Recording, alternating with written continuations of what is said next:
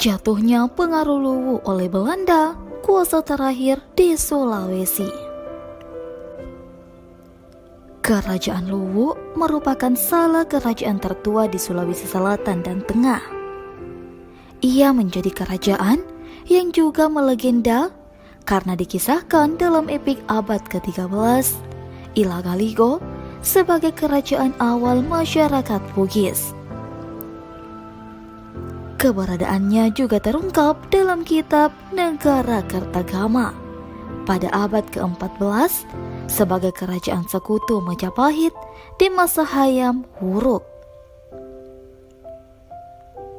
Awal mula kerajaan ini pun sama dengan asal-usul kerajaan Bugis Makassar pada umumnya yang menyebut mitos sosok Tomanorong. Nawir dalam buku sejarah Islam di Luwu menulis bahwa Luwu memiliki pengaruh yang cukup kuat terhadap kerajaan-kerajaan di sekitarnya. Lokasinya di pesisir Sulawesi Selatan, Tengah dan Tenggara, membuatnya kerap dikunjungi pedagang dari seluruh dunia. Namun kekuasaan Luwu mulai terancam di masa penjajahan Belanda.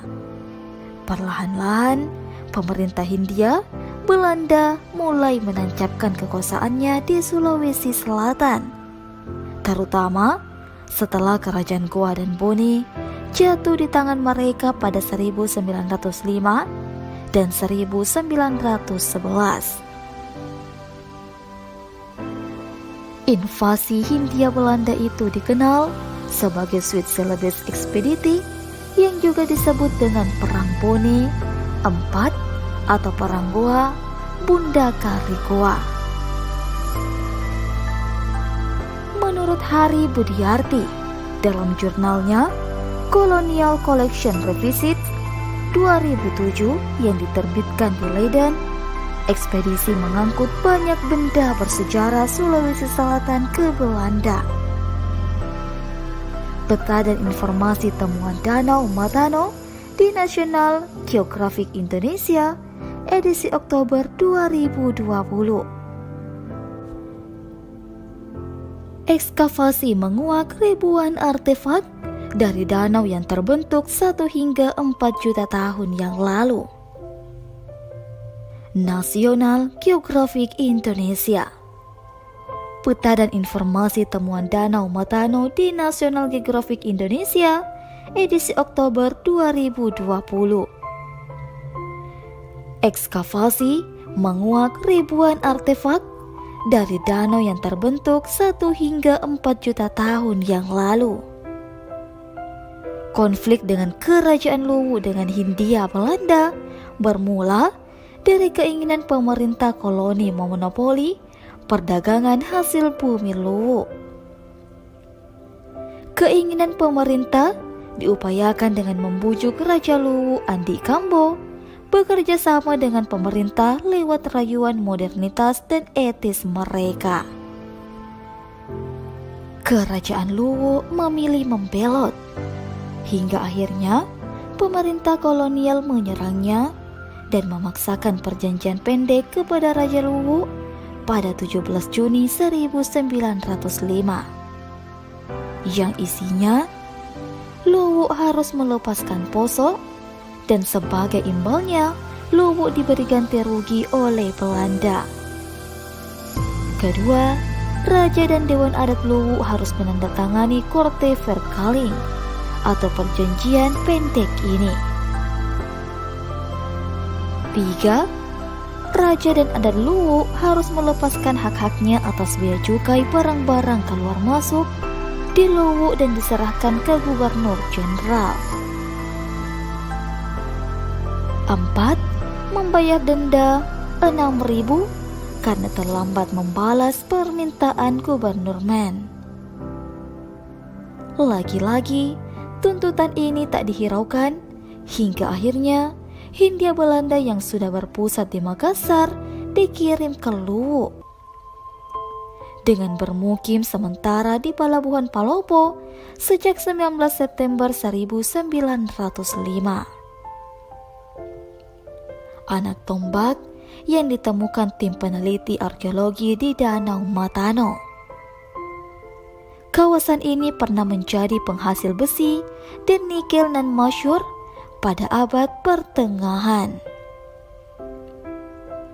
Pusat Penelitian Arkeologi Nasional, anak tombak yang ditemukan tim peneliti arkeologi di Danau Matano. Keseriusan Belanda ini membuat para petinggi Luwu saling bertentangan karena tahu kehancuran akan Luwu. Tapi seorang tokoh dewan, Andi Tadaopu Tosangaji, tak gentar dan tak mau Hindia Belanda menguasai Luwu. Dalam jurnal Wala Suji, volume 8 nomor 1 tahun 2017, Sirti Muryati dari BPNB Sulawesi Selatan bahwa Andi Tada langsung menyiapkan pasukan untuk menghadapi Nil yang bergerak menuju ibu kota. Tetapi benarlah dugaan para dewan adat, kerajaan Luwu akhirnya takluk karena kalah senjata. Pada pertempuran di kampung Puncalai, Andi Tada sendiri tertembak mati, sedangkan beberapa petinggi dewan ditawan oleh pasukan Belanda.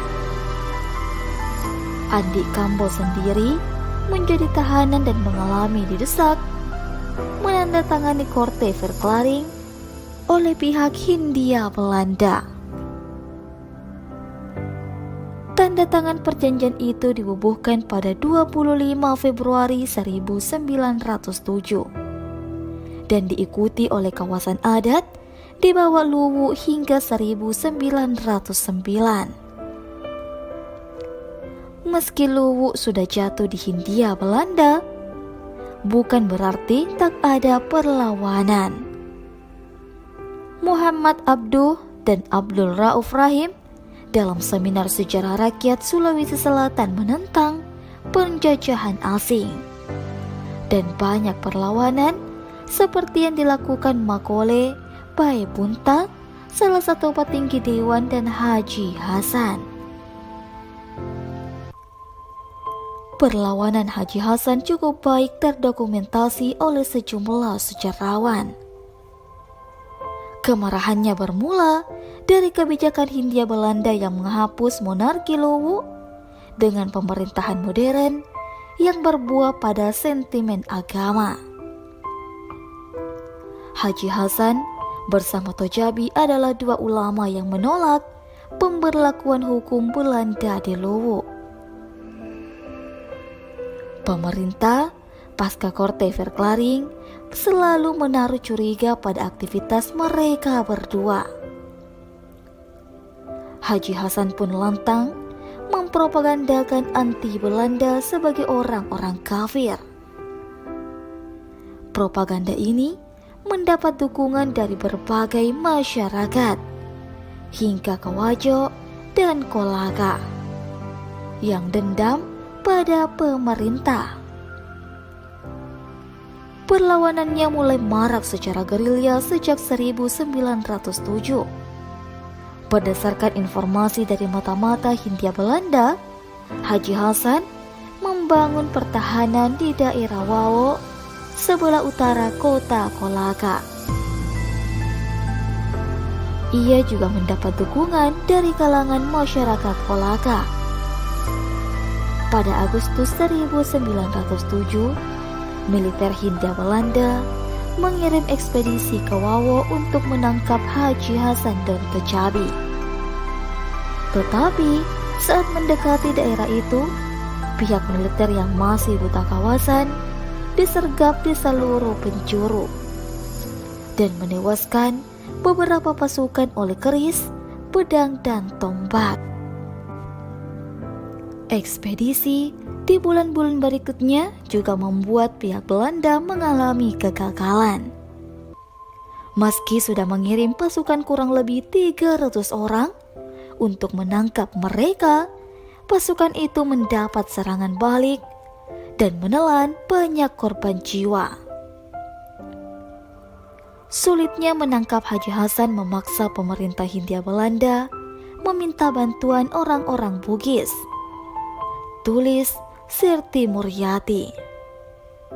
Keberadaan orang-orang Bugis di sekitar tempat tinggal Haji Hasan di kampung Sulobongkol sama sekali tidak menimbulkan kecurigaan bagi Haji Hasan kalau mereka itu prajurit sewaan pemerintah Belanda.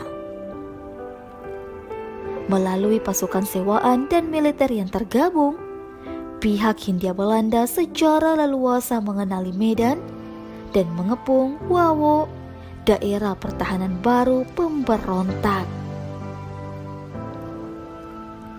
Dalam ekspedisi terakhir pada 14 April 1914, Haji Hasan menyadari posisi mereka, tapi tak sudi untuk menyerah. Akibatnya, Haji Hasan dan beberapa revolusi ditangkap oleh para militer dan ditahan hingga akhir hayatnya. Kuasa mempertahankan pengaruh Luwu di Sulawesi pun memudar. Hingga kini, kerajaan Luwu hanya menjadi istana adat, kerap dikunjungi wisatawan pecinta budaya.